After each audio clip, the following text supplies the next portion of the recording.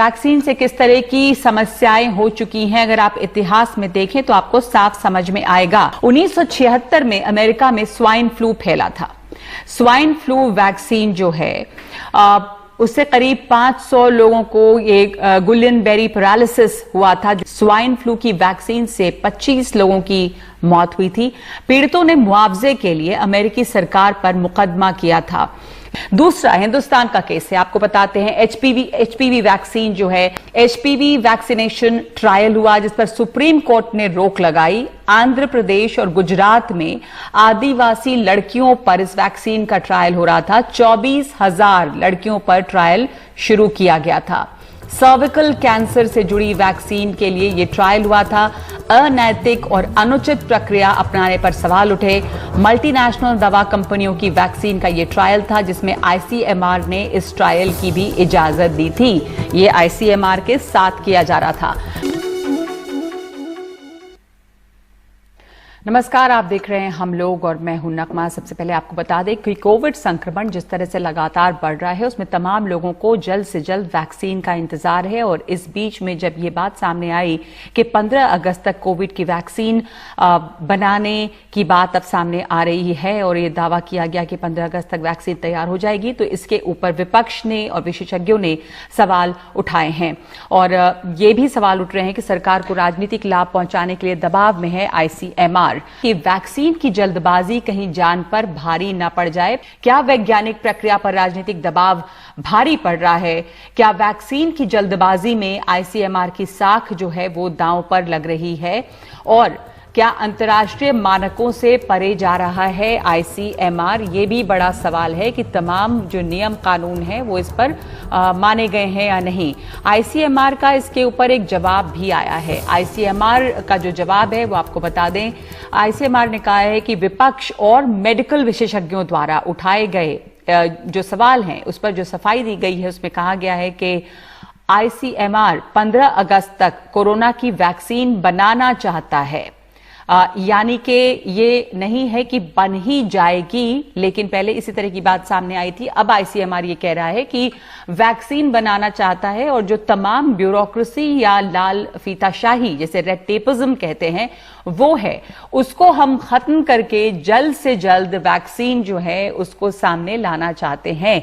लेकिन तमाम सवाल बने हुए हैं कि ये जो जल्दबाजी है क्या उसमें तमाम एहतियात पूरे किए गए हैं या नहीं। मेरे साथ जुड़ रही हैं डॉक्टर मीरा शिवा इस पर चर्चा के लिए। और आपको बता दें कि डॉक्टर मीरा शिवा जो हैं वो कोऑर्डिनेटर हैं initiative for health and equity in society. हमारे साथ भुवनेश्वर से जुड़ रहे हैं जगन्नाथ चैटर्जी जो कि हेल्थ एक्टिविस्ट हैं। और हमारे साथ जुड़ रहे हैं doctor Ajit Jain, nodal officer हैं कोविड-19 Rajiv Gandhi super speciality hospital Delhi से, और डॉक्टर राकेश वर्मा जो एडिशनल डायरेक्टर हैं directorate general of health services. Doctor Rakesh Verma भी हमारे साथ जुड़ गए हैं। लेकिन डॉक्टर अजीत जैन, आपसे सबसे पहले मैं शुरू करना चाहती हूं कि जो सवाल विशेषज्ञों ने उठाए हैं आईसीएमआर के इस दावे पर, जिस पर आईसीएमआर अब सफाई दे रहा है कि वो 15 अगस्त तक बनाना चाहते हैं, कितने लंबे अवधि तक ट्रायल और जांच तमाम एहतियात किए जाते हैं इसके पहले कि वैक्सीन उतारी जाए बाजार में और लोगों को दी जाए? ये बेसिकली एक इनएक्टिवेटेड वैक्सीन है जिसकी यूजुअली तीनों फेज की ट्रायल कंप्लीट होने के बाद में ह्यूमन के ऊपर काम में लेते हैं। बट ये जो इमरजेंसी वाला सिचुएशन है इसमें कुछ स्टेप्स को स्पीड अप किया गया ताकि ये वैक्सीन जल्दी लाई जा सके। तो ICMR is wishing to have this vaccine by 15 August. Doctor Ajit Jain, is ICMR only wishing to do it? और इसमें जितना समय ट्रायल होना चाहिए था, जो सेफ्टी नॉर्म्स होने चाहिए, वो कॉम्प्रोमाइज हो सकते हैं? क्योंकि अगर इतनी जल्दी हो सकता है तो पहले इतने समय क्यों लगता? कितने लोगों पर ट्रायल होना चाहिए? कितने महीनों तक ट्रायल होना चाहिए? ये अपने आगे मैं इस पर बात करूंगी कि पहले हमने देखा है कि जल्दबाजी में वैक्सीन जब उतारी जाती है तो कितनी गड़बड़ियां भी होती हैं, जब तक उसके तमाम स्वास्थ्य से जुड़े क्या क्या नुकसान भी हो सकते हैं वैक्सीन में, ये बातें सामने ना आ जाएं। तो आप लोगों के दिमाग में, विशेषज्ञों के दिमाग में जब ये बात सामने आई कि 15 अगस्त तक वैक्सीन आ जाएगी तो क्या बड़ा खतरा और क्या बड़े सवाल हैं इस पर? मोटे तौर पे जो तीनों फेजेस की ट्रायल है वो कंडक्ट होना थोड़ा सा जरूरी है, और ये इतने शॉर्ट पीरियड में हो पाएगी इसके ऊपर लोगों के क्वेश्चंस हैं, और आईसीएमआर उनको आंसर भी करेगा, और ये करने के बाद ही ये वैक्सीन लॉन्च की जाएगी। ठीक है डॉक्टर मीरा शिवा, आपने तो देखा है कि किस तरह से आगे की बड़ी बहुत सारी कहानियां हैं कि क्या गड़बड़ियां हो सकती हैं वैक्सीन में। वैक्सीन जो है इस बीमारी का कि सभी सवालों का जवाब है। वैक्सीन की जो बात अभी सामने आई उसके ऊपर किस तरह के सवाल उठने जरूरी हैं, क्या खतरा सामने दिखता है? सबसे पहले तो एक्सपर्ट्स भी बोलते हैं ये पक्का नहीं है कि वैक्सीन सेफ होगी और वैक्सीन इफेक्टिव होगी, और कितनी बार इसका बूस्टर देना पड़ेगा अगर इफेक्टिव हुई। वायरस म्यूटेट कर सकता है, कितने डिफरेंट टाइप बनाने पड़ेंगे, मतलब प्रश्न बहुत हैं। उसके साथ ये भी प्रश्न है कि इस से कोविड-19 से लड़ने के लिए बहुत डिफरेंट चीजें करने की जरूरत थी। वैक्सीन उनमें से एक थी, हर्ड इम्यूनिटी वगैरह उसके बारे में आप सब जानते हैं। तो अब ये जो वैक्सीन का फास्ट ट्रैकिंग का जो मुद्दा है, कंसर्न इसमें इसलिए है कि आईसीएमआर ने national ethical guidelines for biomedical research बड़े लंबे प्रोसेस के साथ बनाया। National guidelines for biomedical research ICMR का, तो अब उसमें से अब ये फास्ट ट्रैक करके अपनी ही गाइडलाइन से हट के अगर बात हो, तो जो लोग एथिकल गाइडलाइंस में बिलीव करते हैं तो उनका थोड़ा दिमाग ठन्नाता है, नंबर वन। दूसरी चीज ये है कि आप अभी अज्यूम करके चल रहे हैं कि it is going to be effective and safe because you do phase 2 trials. जब फेज 1 ट्रायल के रिजल्ट आ जाते हैं और फेज 3 ट्रायल्स उसके बाद होता है। हमारी अगली कंसर्न ये है कि तो मतलब अभी अज्यूम कर दिया कि it's going to be safe, effective, wonderful and it's going to be launched on 15। The concern is उसमें लिखा है कि इनके ICMR obviously it's being done because of ऊपर से है, क्योंकि उन्होंने कहा at highest level it is going to be monitored. तो मतलब आपको क्लियरेंसेस पास देनी है, चाहे आपको देनी चाहिए कि नहीं देनी चाहिए। हाँ, क्योंकि अगर एथिक्स कमेटी उसमें गैप्स फाइंड करते हैं और वो कहते हैं नहीं इसको नहीं मिलना चाहिए क्लियरेंस, तो उनको तो डर के मारे देनी पड़ेगी। बीसीजीआई फेज 3 क्लिनिकल ट्रायल्स के लिए वो भी क्लियरेंस देंगे, क्योंकि उनको भी लगेगा कि ऑर्डर ऊपर से आया है कि आप डोंट डिले। आपको लग रहा है कि दबाव है आईसीएमआर के ऊपर भी? नहीं, मगर ये जो बोला है कि एट हाईएस्ट ऑर्डर, उनका पहला लेटर पढ़िए। हाँ, तो उसमें ये है कि अगर at the highest level it is being monitored, what does it mean? That means and they saying that licenses वगैरह को डिले न करने के लिए, तो अगर डिले करने की जरूरत है, are you saying bypass that? What is it that you are saying?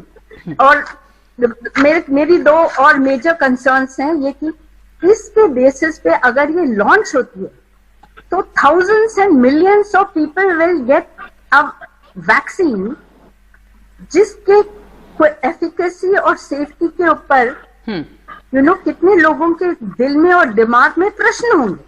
जी, तो एफिकेसी यानी कि कितना ज्यादा ये कामयाब और कारगर है, दूसरे की कितनी ये सुरक्षित है, और ये किन लोगों पर ट्रायल होगी, पहले तो ये सब भी सवाल हैं। और उन सब ये 3 स्टेजेस के ट्रायल को भी अगर हम हड़बड़ में करके लॉन्च करने के दबाव में रहते हैं वैक्सीन लाने के, तो ये कितना खतरनाक हो सकता है। जगन्नाथ चैटर्जी, आप हेल्थ एक्टिविस्ट हैं, आपको इसके बारे में जानकारी है कि किस तरह से कितनी खतरनाक साबित हो सकती है वैक्सीन और उसके क्या नुकसान हो सकते हैं, क्या कंसर्न्स हैं आपके इस समय? देखिए, पहले से ही बड़े बड़े एक्सपर्ट बताते आ रहे हैं कि कोरोना वायरस का वैक्सीन निकलना बहुत कठिन है। हालांकि बहुतों ने कहा कि ये असंभव, वो इसलिए कह रहे हैं कि ये कोरोना वायरस कोई नया वायरस नहीं है। ये जो सार्स के रूप से बहुत दिनों से सताते आ रहे हैं हमें, और बहुत दिनों से 10 साल के ऊपर इसके ऊपर वैक्सीन लाने की कोशिश किया जा रहा है। मगर ये सफल नहीं हो पाया है, इसलिए कि ये जो वैक्सीन जो भी निकला है वो ये मुद्दे को और भी कठिन बना दिया है। जो डिजीज एनहांसमेंट बोलते हैं उसको, कि डिजीज को और भी एनहांस कर देते हैं। इसके बहुत सारे बहुत सीरियस एडवर्स इफेक्ट होते हैं और वैक्सीन की नाकामयाबी भी एक मुद्दा है। तो अगर इतने दिनों से ये वैक्सीन नहीं ला पाए ये लोग, तो ये 45 दिन में कैसे वैक्सीन रेडी हो गया है। और भी मुद्दे हैं, जैसे कि डॉक्टर मीरा शिवा ने बताया कि वायरस हर वक्त म्यूटेट करता है और इस बीमारी के बारे में WHO बहुत पहले से कह चुका है कि जो नेचुरल एंटीबॉडी है वो भी प्रोटेक्ट नहीं कर सकता है। तो ये वैक्सीन इंड्यूस्ड एंटीबॉडी कैसे प्रोटेक्ट करेगा? ये सारे सवाल हमारे दिमाग। डॉक्टर जगन्नाथ चैटर्जी, ये सवाल भी आपसे समझना जरूरी है कि वैक्सीन्स जो हैं वो सभी बीमारी का बहुत ही सेफ इलाज नहीं है, क्योंकि दुनिया भर में इसके ऊपर बहुत चर्चा भी हुई है कि तमाम वैक्सीन या कितने तरह के वैक्सीन, कितना वैक्सीनेट कराया जाए और कितना नहीं, कितने वैक्सीन जरूरी हैं, क्योंकि अब कोविड के बाद ये भी चर्चा चल रही है कि शायद वैक्सीनेशन सबको जरूरी होगी, उसके बाद ही आपको ट्रैवल करने की इजाजत मिलेगी।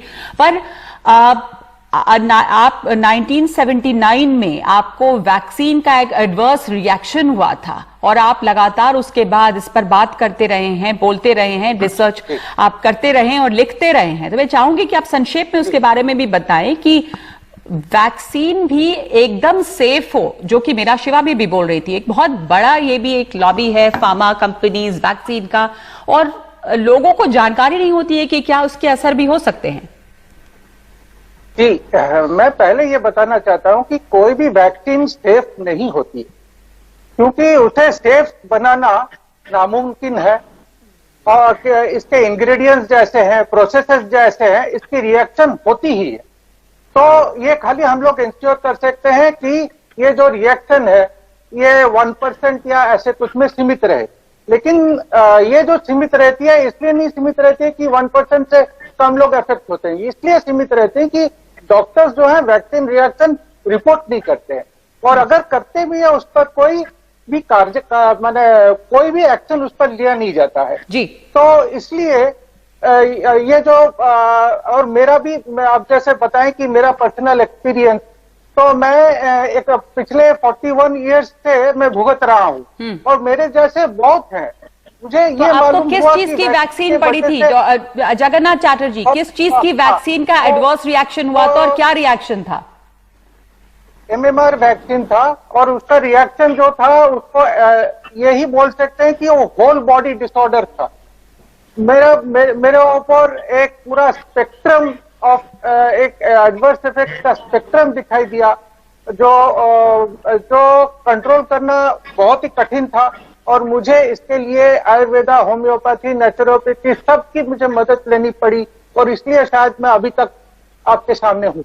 जी, डॉक्टर अजीत जैन, आप इसके ऊपर थोड़ा बता पाएंगे बतौर एक डॉक्टर? जो जगन्नाथ चैटर्जी बता रहे हैं कि MMR वैक्सीन का एडवर्स रिएक्शन हुआ था और वो भुगत चुके हैं इस बात को। क्या डॉक्टर्स, जब वैक्सीनेशन इतनी आम चीज हो गई है, बहुत फायदा भी इससे बहुत हुआ है, बड़ी सारी बीमारियों पर कंट्रोल भी किया गया है, लेकिन तमाम वैक्सीन से कुछ ना कुछ एडवर्स रिएक्शन होता है, क्या लोगों को इसकी जानकारी दी जाती है?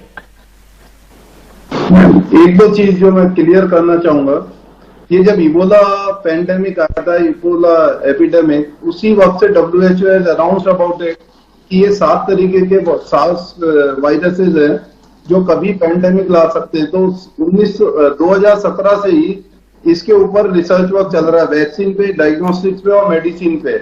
इस वक्त ऑक्सफोर्ड यूनिवर्सिटी एस्ट्राजेनिका के कोलैबोरेशन के अंदर फेज 3 ट्रायल में है, और US national institute of infectious diseases ये फाइजर कंपनी के साथ में 3rd फेज की ट्रायल पर है, ताकि ज्यादा से ज्यादा लोगों को जल्दी से जल्दी बेनिफिट पहुंचा सके। अजीत जैन, मेरा सवाल कुछ और था। मैं ये पूछ रही थी कि और भी जो वैक्सीन होती हैं, जैसे जगन्नाथ चैटर्जी बता रहे थे कि MMR की वैक्सीन का एडवर्स रिएक्शन हुआ था, मैं और भी दूसरी इस पर आऊंगी कि किस तरह के रिएक्शंस और होते हैं और क्या डॉक्टर्स जिम्मेदारी के साथ इसकी जानकारी देते हैं कि क्या रिएक्शंस हो सकते हैं, और उसके बाद आप चूज करें कि आपको किस तरह की वैक्सीनेशन लेनी है या नहीं लेनी है। लेकिन पहले डॉक्टर राकेश वर्मा हमारे साथ जुड़ गए हैं, एडिशनल डायरेक्टर, जो directorate general of health services में एडिशनल डायरेक्टर हैं इस समय। डॉक्टर राकेश वर्मा, आपकी आवाज हम तक बिल्कुल नहीं आ रही है। मैं एक छोटा सा ब्रेक ले लूं, हम कोशिश करेंगे कि आपकी लाइन ठीक हो जाए। आप देख रहे हैं हम लोग और हम सवाल पूछ रहे हैं वैक्सीन पर, कितनी सुरक्षित है वैक्सीन, जिस पर दावा किया जा रहा है कि 15 अगस्त तक ये वैक्सीन बाजार में स्वाइन फ्लू की लाने की कोशिश की जाएगी। सबसे पहले डॉक्टर राकेश वर्मा के पास जाना चाहती हूं। आप हमें सुन सकते हैं अगर आपकी लाइन इस समय सही है। सवाल ये है कि उसके ट्रायल में क्या हड़बड़ हो रही है, क्या दबाव है? मैं आपको बताऊं कि पूरे कि भारत पर पूरा विश्व एक महामारी। क्या आपकी बात समझ में नहीं आ रही क्योंकि लाइन प्रॉब्लम है? हम कोशिश करेंगे कि हम आप पर फोन लाइन से आपकी बात समझ पाएं। जब तक मैं ये बता दूं कि आईसीएमआर जाहिर है कि बहुत प्रतिष्ठित संस्था है और उसके ऊपर भरोसा है लोगों का, इसलिए सवाल उठ रहे हैं। लेकिन साथ साथ ये भी बता दें कि वैक्सीन से किस तरह की समस्याएं हो चुकी हैं, अगर आप इतिहास में देखें तो आपको साफ समझ में आएगा। तो सबसे पहले मैं आपको बता दूं अमेरिका की कहानी, कितनी सुरक्षित है वैक्सीन। 1976 में अमेरिका में स्वाइन फ्लू फैला था। स्वाइन फ्लू वैक्सीन जो है उससे करीब 500 लोगों को ये गुलियन बेरी पैरालिसिस हुआ था, जो इसकी वैक्सीन थी, स्वाइन फ्लू की वैक्सीन। स्वाइन फ्लू की वैक्सीन से 25 लोगों की मौत हुई थी। पीड़ितों ने मुआवजे के लिए अमेरिकी सरकार पर मुकदमा किया था। ये जो जानकारियां हैं वो अब तमाम जगह पे हैं, पब्लिक प्लेटफॉर्म पे हैं। CBS 60 मिनट विथ माइक वॉलिस नाम का शो आप भी YouTube पे देख सकते हैं, जिसमें एक पीड़ित महिला का तो इंटरव्यू है जिनको नर्वस डिसऑर्डर हुआ था इसकी वजह से, इस वैक्सीन की वजह से। दूसरा हिंदुस्तान का केस है, आपको बताते हैं HPV वैक्सीन जो है उसकी क्या, ह्यूमन पैपिलोमा वायरस, इसकी वैक्सीन की क्या, यहां पर क्या विवाद इस पर हुआ था। HPV वैक्सीनेशन ट्रायल हुआ जिस पर सुप्रीम कोर्ट ने रोक लगाई। आंध्र प्रदेश और गुजरात में आदिवासी लड़कियों पर इस वैक्सीन का ट्रायल हो रहा था। 24,000 लड़कियों पर ट्रायल शुरू किया गया था। सर्विकल कैंसर से जुड़ी वैक्सीन के लिए यह ट्रायल हुआ था।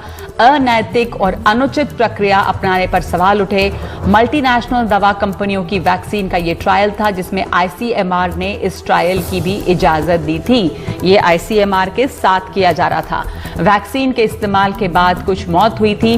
बाद में यह साफ हुआ कि शायद इसकी सीधी वजह नहीं थी ये मौत, लेकिन स्वास्थ्य पर असर पड़ा। अनियंत्रित क्लिनिकल ट्रायल पर सुप्रीम कोर्ट नाराज हुआ था, नाराजगी जाहिर की। सुप्रीम कोर्ट ने केंद्र सरकार को भी फटकार लगाई थी। सितंबर 2013 में सुप्रीम कोर्ट ने वैक्सीन ट्रायल पर रोक लगाया था।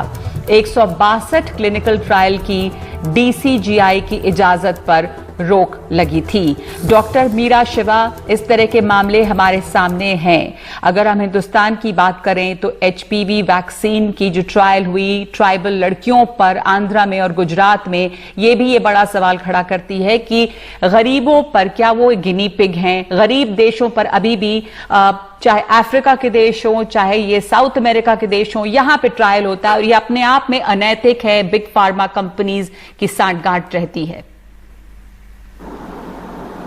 ये तो बात है कि अगर एथिकली क्लिनिकल ट्रायल्स किए जाएं जो हमारी हेल्थ प्रायोरिटीज के लिए है तो बात अलग है। अब आप ये जो HPV और इनका जो बात करी थी, doctor Ranjit Roy Chaudhary committee form हुई थी to look at clinical trials, new drugs and banning of drugs. हाँ जी, काफी रिकमेंडेशंस दिए थे। ये सब चीजों को इसमें रखते हुए, क्योंकि डीप कंसर्न्स थी। इन्फॉर्म्ड कंसेंट अगर लोग नहीं समझते और आप उनसे ठप्पा लगवा लेते हो और ले लेते हो, क्योंकि अभी ये जो COVID-19 के वैक्सीन की, कोवैक्सीन की जो वैक्सीन की बात है, आप इतने शॉर्ट पीरियड में उनको क्या बोलोगे? क्या वो समझेंगे? Will it be informed consent? Informed consent के ऊपर बहुत समस्या उसके ऊपर हुई थी। दूसरा ये है कि अगर बीच में गैप्स होते हैं और वायलेशंस होते हैं, क्या कोई जना अगर उसके बारे में बोले तो उसको गैग ऑर्डर मिलेगा? कंसर्न है, क्योंकि अगर आप बोल रहे हैं फास्ट ट्रैकिंग करिए, लाइसेंसेस जल्दी दीजिए, वगैरह करिए, क्लियर करिए, तो अगर बीच में कुछ कहना भी चाहे, बोलना चाहे, क्या उनको आप ऊपर गैग ऑर्डर लगाएंगे? दूसरा, इस बेसिस पे ये वैक्सीन अगर जो भी कुछ आप 15 को अगर जब भी आप लॉन्च करने की बात करते हैं, उसके बेसिस पे आप इसको मैंडेटरी बनाना चाहेंगे? क्योंकि मार्केट जो है वैक्सीन का बहुत बड़ा है, करोड़ों करोड़ों लोग हैं, क्योंकि जब बीमार होते हैं तो दवाइयां जो होती हैं वो बीमार लोगों को मिलती हैं। इसमें आपके सब लोग डरे पड़े हैं, साइकोसिस, फियर साइकोसिस इतना है। क्योंकि अगर आप पब्लिक हेल्थ के लिए कुछ करना चाहते हैं, बजट बढ़ाना, पब्लिक हेल्थ सिस्टम स्ट्रेंथन करना, जो डॉक्टर्स, नर्सेज और जो स्टाफ है उनकी बेसिक जो PPEs to oxygen availability, equipment availability, diagnostic availability, number, salary, आप करने के लिए बहुत कुछ है। केवल वैक्सीन ही सब चीज की दवा है ये मान के चलना केवल अभी, मतलब अगर निकलती है and it is safe and effective, it's a different story, but even experts have said you it's not sure, it may not work. And if it works, maybe it will be a जी doctor Rakesh Verma, ये बड़ा सवाल है that one is not sure, जो doctor Meera Shiva सवाल उठा रही हैं। और बार बार आपको इसको बूस्टर देने की अगर जरूरत पड़ती है तो इन सवालों का जवाब है क्या कि क्या बार बार इसके बूस्टर देने की जरूरत होगी, कितनी ये इफेक्टिव है, इसके ट्रायल में कितना समय लगना चाहिए, सेफ है या नहीं सेफ है, ये सब जानकारियां सामने आए। किन पे ट्रायल होगा? 12 जगहों का चुनाव हुआ था जहां पर इनकी सैंपल ट्रायल होगी, इनके ऊपर बताएं जरा से क्या अपडेट है। क्या मुझे सुन पा रही हैं ठीक से? आप बिल्कुल सुन पा रही हूँ साफ। देखिए, ये जो वैक्सीन है इसमें कोई भारतवर्ष में कुछ अलग अलग सेंटर्स में इसको डेवलप किया जा रहा है। पहले तो वैक्सीन बनती कैसे है, जो वायरस के कंपोनेंट्स हैं, कुछ प्रोटीन्स होते हैं, कुछ आउटर लेयर होती है, उनको एनालाइज करके उनका कल्चर किया जाता है। उनको ये कोशिश की जाती है कि वायरस तो रहे लेकिन उसकी मारक क्षमता ना हो, उसकी डुप्लीकेशन की क्षमता ना हो, और उसे हम बॉडी में डालें और बॉडी अपने आप से उसे रिएक्ट करे, ताकि बॉडी को लगे कि एक वायरस आ गया है, लेकिन वायरस जिंदा नहीं है, वो वायरस मृत वायरस है, इफेक्टिव वायरस नहीं है, केवल वो बॉडी का एंटीबॉडीज बनाने का डिफेंस मैकेनिज्म को ट्रिगर करता है, उसे वो चालू कर रहा है। तो ये वैक्सीन जो है, इसको बनाने में स्टेज 1 स्टेज 2 के बाद ह्यूमन बींग्स में इसका ट्रायल होता है। ट्रायल होने के बाद उनको जिस दिन इंजेक्शन लगा वैक्सीन का, उस दिन से लेके अगले 6 हफ्ते तक उनकी जांच होती है, सारे पैरामीटर्स की जांच की जाती है कि ये वैक्सीन जो है उसको कोई नुकसान तो नहीं कर रही। तो अभी जब इसको फास्ट ट्रैक करने की बात हो रही है, फास्ट ट्रैकिंग पर सवाल उठ रहे हैं डॉक्टर वर्मा।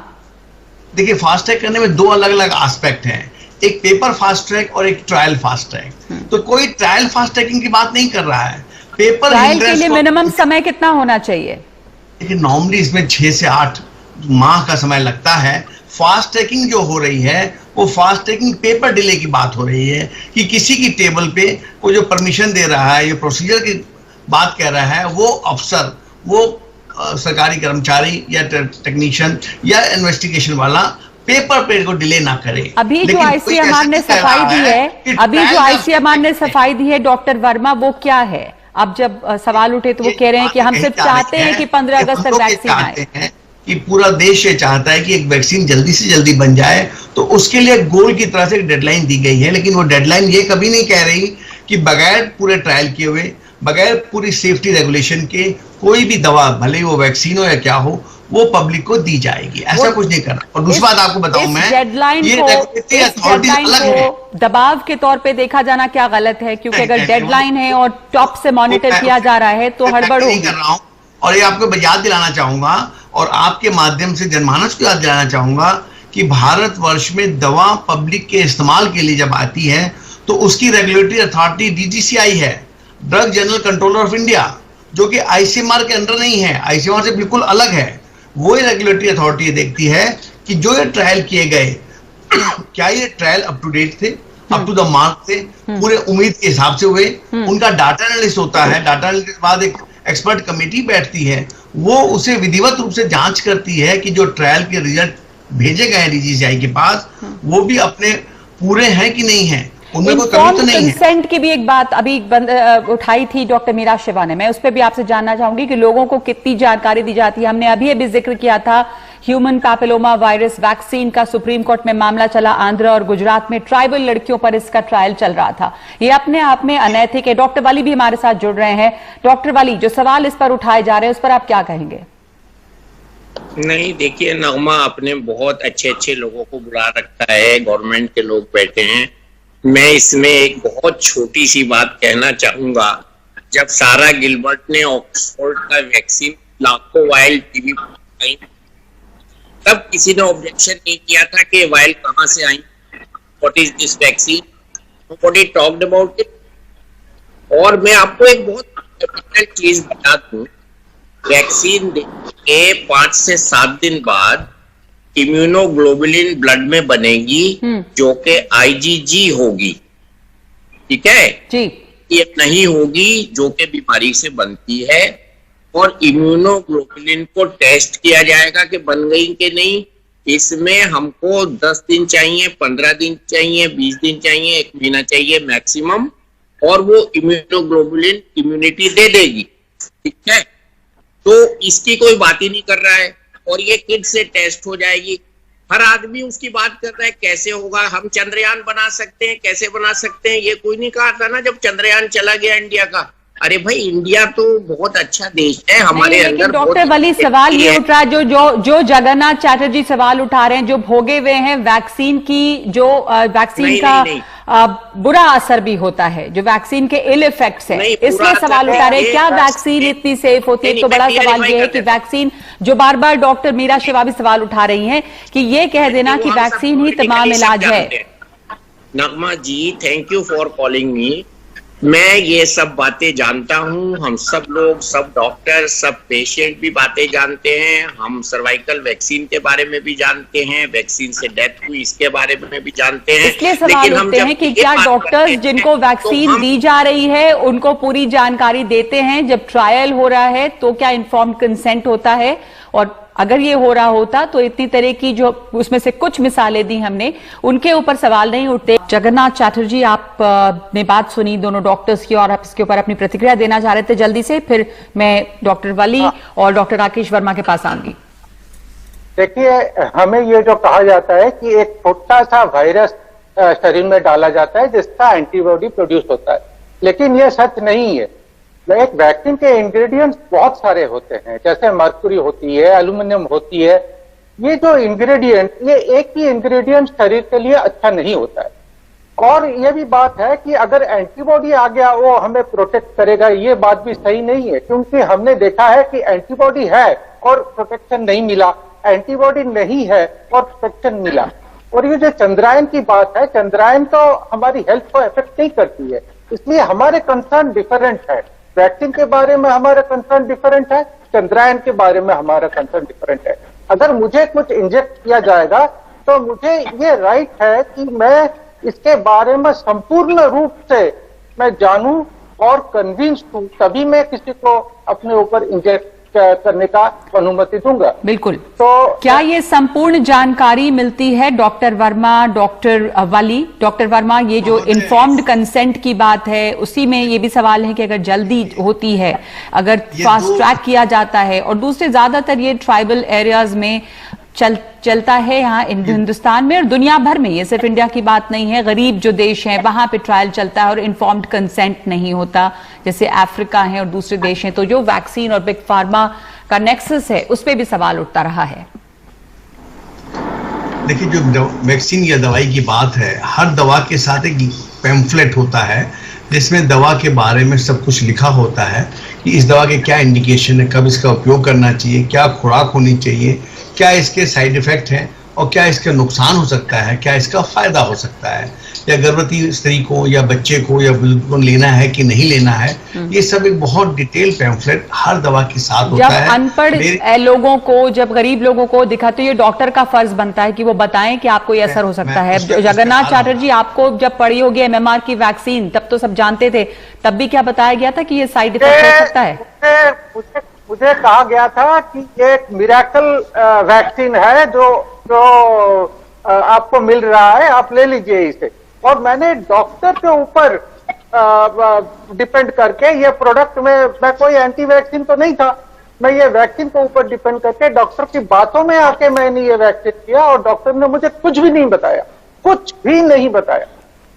तो जब इतने सारे सवाल, ऐसे मामले भी हैं, तो डॉक्टर वर्मा, डॉक्टर वली, ये सवाल उठाना, लोगों को डरना जायज है? क्यों कोविड की वैक्सीन जो है उसमें समय लगेगा, कितना इफेक्टिव हो सकता है वो, ये तमाम सवाल तो जायज हैं।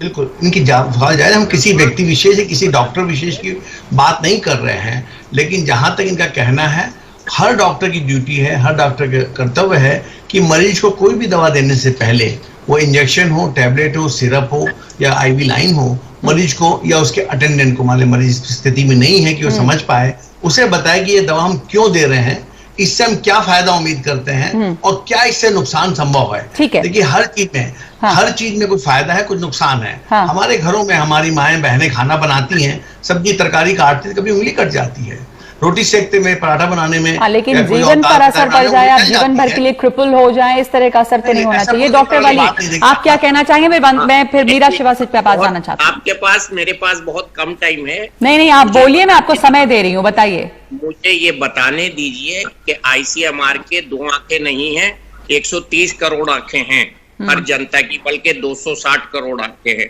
ICMR is not blind, number 1। Number 2, unless we are given a time bound program, people don't work. This is our tendency. Number 3, इसका जो वैक्सीन है उसके लिए तो जितने उतावले हैं, अगर उन्हें सपने में भी कोई बता दे कि भैया वैक्सीन आया है, ट्रायल कराओगे, दौड़ के आएंगे, लाइन लगेगी, भैया हमें ट्रायल कर लो, हम बच्चे कोरोना से मर रहे हैं, वैक्सीन से बच गए, पुलिस में गया तो हैप्पीली लोग आएंगे ट्रायल कराने। नंबर 4, इसमें सिर्फ लाइव एटेन्यूएटेड वायरस है और वो वायरस एकदम बढ़िया काम कर रहा है। रिसर्च मंकीज पे यूके में ट्रायल हो चुका है। हमारे यहाँ तो सिर्फ ये देखना है कि इसकी इम्यूनिटी हो गई, बाद में ये सवाल पे डिस्कस होता है कि कितने दिन इम्यूनिटी रहेगी। इसलिए कोई भी आदमी इसको डिस्करेज न करे। Time bound trial is express trial, remdesivir की भी ऐसी हुई थी, क्लोरोक्विन की भी ऐसी हुई थी। ये वर्ल्ड की सबसे बड़ी इमरजेंसी है। We have no right to raise our fingers on ICMR. Okay. Doctor Meera Shiva, we have no right to raise our fingers on ICMR, ये डॉक्टर वली का कहना है कि एक्सप्रेस ट्रायल होगा। डॉक्टर, बस मेरे पास समय इतना नहीं है। डॉक्टर वली, अपने बात आपने कही, डॉक्टर मीरा शिवा आपका जवाब चाहती हूँ। आईसीएमआर पे अगर प्रश्न है, केवल ये है कि वो खुद, मेरे ख्याल से, क्योंकि एथिकल गाइडलाइंस उन्हीं ने बनाई, तो उनको खुद उसका एहसास होगा कि इतने शॉर्ट टाइम में, फास्ट ट्रैक में कोई वैक्सीन नहीं आ सकती। उनको एहसास होगा। वो क्यों कर रहे हैं, शायद उन्हीं से पूछना चाहिए। हाँ, ये चिट्ठी क्यों लिखी गई और ये लाइन सेकंड पैराग्राफ में फर्स्ट लाइन लिखा है, it is being monitored from the top most, क्यों लिखी उन्होंने? हाँ, तो मतलब फास्ट ट्रैक करने का मतलब क्या है? अच्छा, जो जगन्नाथ बोल रहे थे, excipients and adjuvants, mercury, aluminium, उसके जो इफेक्ट होते हैं डॉक्टर्स को नहीं पता। थैलिडोमाइड, डायस्थाइल, स्टिलबिस्टॉल, बहुत मेडिसिन जो आई थी बाजार में, उससे बच्चे अपंग हुए, बहुत कुछ हो गया है। तो मतलब जिसके बारे में डॉक्टर्स को नहीं पता, वो कागज अंदर रखने की जो बात पैम्फलेट नहीं रखी जाती। रैशनल यूज ऑफ ड्रग्स में मैं बहुत 3-4 डिकेड से काम कर रही हूँ, और rational use of vaccine, rational use of medicine का जो मुद्दा है जी, बहुत इसका बहुत इंपॉर्टेंट है। मैं अगर इसके बेसिस पे मैंडेटरी बनाया जाता है, इसके बेसिस पे लॉन्च करके मिलियंस को दिया जाता है, और सेफ्टी और एफिकेसी 100% इंश्योर्ड नहीं है, हाँ, लोगों के दिल में और दिमाग में आशंका होगी। बिल्कुल, लोगों के दिल और दिमाग में आशंका होगी। आप प्रोपेगेंडा करके कह सकते हैं फैंटास्टिक है, फैंटास्टिक है, फैंटास्टिक है 1000 बार, अगर इसका अकाउंटेबिलिटी किसकी होगी? ये बड़ा सवाल है कि अकाउंटेबिलिटी, लोगों के स्वास्थ्य का सवाल है। इतना बड़ा पैंडेमिक है, खुद आईसीएमआर ने national ethical guidelines for biomedical trials बनाई हैं। ऐसे में सवाल उठना वाजिब है कि क्या इसको फास्ट ट्रैक किया जाना चाहिए। लोगों के स्वास्थ्य का, लोगों की जान का सवाल है। बहुत धन्यवाद आपका, हमारे पास इस वक्त इतना ही समय है। And his whole body convulses like 3 or 4 times. My name is Matt. I'm blessed with 2 fully unvaccinated children. I am blessed they're healthy.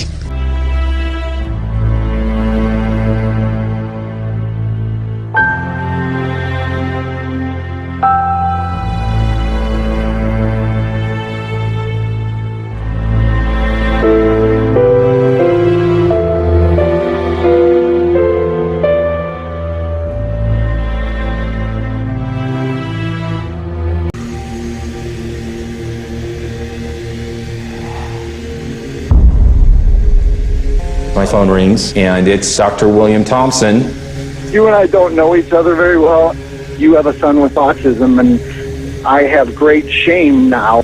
There's a whistleblower from the CDC who's going to come out and say that the CDC had committed fraud on the MMR study and that they knew that vaccines were actually causing autism. My oldest son, Ian, was walking and running. After the vaccine, he was no longer able to do that. So I called the clinic and I said, I think my child's had adverse reaction to those shots. And then came the head bang, the constant banging against anything that he could find. Right now, I'm sitting in a very pretty position in terms of providing you a lot of information. The first thing that Thompson did was to plot a graph. Now, if there's no link between early MMR and autism, those two lines should track together. Now, they do track together until they get to 15 months. Then they separate, and they continue to separate thereafter. And they sliced and diced the data in an effort to get rid of that effect. The relative risk of receiving an autism diagnosis was astronomical. Wow. The CDC had known all along there was this MMR autism risk. In CDC's judgment, the best public policy is to continue vaccination unchanged. You who run our health agencies in this country, you have an obligation to make sure that these studies are complete, thorough, so that we have all the facts. Oh my God, I cannot believe we did what we did, but we did. Omission of crucial data, destruction of documents, misleading the Congress, grievous harm to innocent children. Everything I've been telling my patients for the last 10 years has been based on a lie and a cover-up. Parents should be able to count on federal agencies to tell them the truth. In 1978, the prevalence of autism was about 1 in 15,000 children. If we assume that things are going to continue as they have, we can predict that by 2032, 80% of the boys born will end up on the autism spectrum. Half the children, 80% of the boys. It's a vast number of children who are being diagnosed with autism every day. This is going to be a complete catastrophe if we just let it happen. I wonder if the CDC has conducted or facilitated a study comparing vaccinated children with unvaccinated children yet. Have you done that? Vaccines and their components did not increase the risk for autism. The lies from the CDC were still the same. The difference now is we had William Thompson. My time's very limited here. You have studied vaccinated versus unvaccinated. We have not studied vaccinated versus unvaccinated. Oh, that was fine. So just stop there. That was the meaning of my question. You wasted 2 minutes of my time.